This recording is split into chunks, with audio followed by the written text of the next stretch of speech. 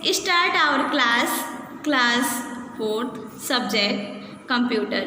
Previous lecture में हमने आपको चैप्टर 2 एक्सप्लेन कर दिया था और चैप्टर 2 का बुक वर्क भी राइट करवा दिया था। आज हम लोग स्टार्ट करेंगे चैप्टर 3। चैप्टर 3 का नेम है कंप्यूटर मेमोरी।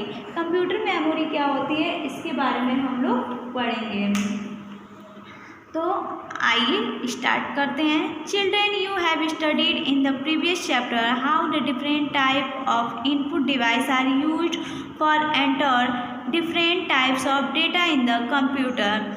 आप लोगों को हमने प्रीवियस चैप्टर में बता दिया है कि इनपुट डिवाइस का यूज करके हम कैसे डिफरेंट टाइप्स के डेटा और इंस्ट्रक्शंस को कंप्यूटर में स्टोर करते हैं, एंटर करते हैं। But when this data and instructions are entered in the computer where they are stored, लेकिन जब हम इन इंस्ट्रक्शंस और डेटा को कंप्यूटर में एंटर करते हैं तो ये कहाँ पे जाके स्टोर होते हैं।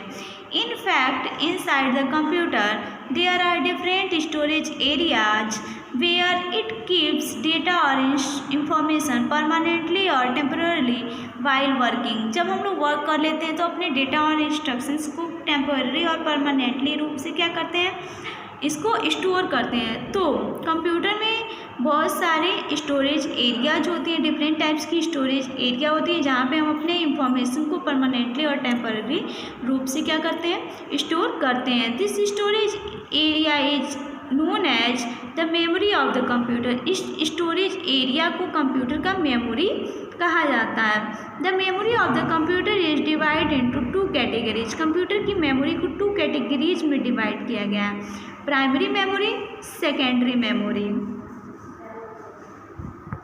ये आपका मेमोरी है, मेमोरी को 2 पार्ट में डिवाइड किया गया, primary and secondary. Primary memory को 2 पार्ट में डिवाइड किया जाता है, RAM and ROM. Secondary memory को 5 पार्ट में डिवाइड किया गया, hard disk, CD, compact disk, DVD, flash drive और ब्लूरे डिस्क।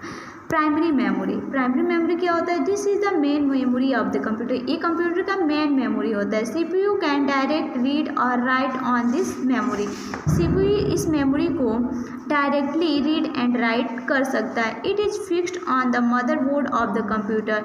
ये कंप्यूटर के मदरबोर्ड में फिक्स्ड होता है। Primary memory is further divided into 2 types. Primary memory को भी 2 टाइप्स में डिवाइड किया गया है। RAM stand for random access memory. RAM का फुल फॉर्म होता है random access memory. Second ROM read only memory. ROM को रीड ऑनली मेमोरी कहा जाता है। First RAM random access memory. RAM is temporary memory. RAM जो होता है ये टेम्पररी मेमोरी होता है। The information stored in this memory is lost as soon as the power supply to the computer is turned off. जब computer turn off होता है तो इस मेमोरी का जो इंफॉर्मेशन होता है वो जल्दी से क्या होता है, लॉस हो जाता है। That's why it is also called volatile memory। इसलिए इसे volatile memory भी कहा जाता है। It stored the data and instructions given by the users and also the results produced by the computer।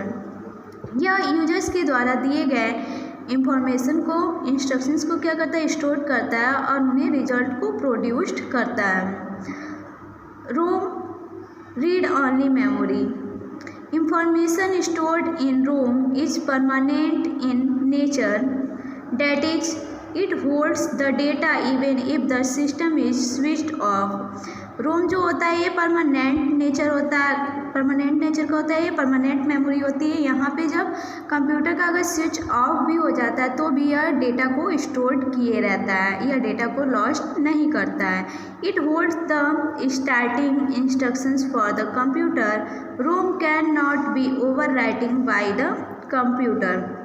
रोम के द्वारा केवल रीड किया जा सकता है क्योंकि इसका नेम क्या है, रीड ऑनली मेमोरी। ये केवल रीड करता है, इसमें हम कुछ भी राइट नहीं कर सकते हैं। तो आप लोग देखेंगे कि रैम और रोम में क्या डिफरेंस होता है। तो रोम जो होता है रैम होता है random access memory. It is also known as read and write memory.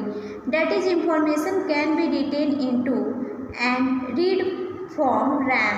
It is a temporary memory and the information is retained in it only as long as the power supply on. और रोम क्या होता है?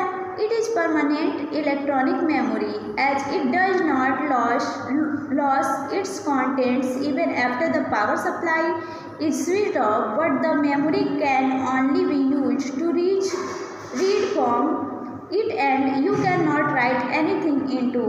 ROM has some permanent instructions stored in it which help in starting the computer.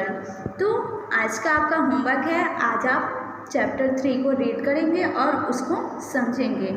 आज का आपका class यहीं पे over होता है। Thank you.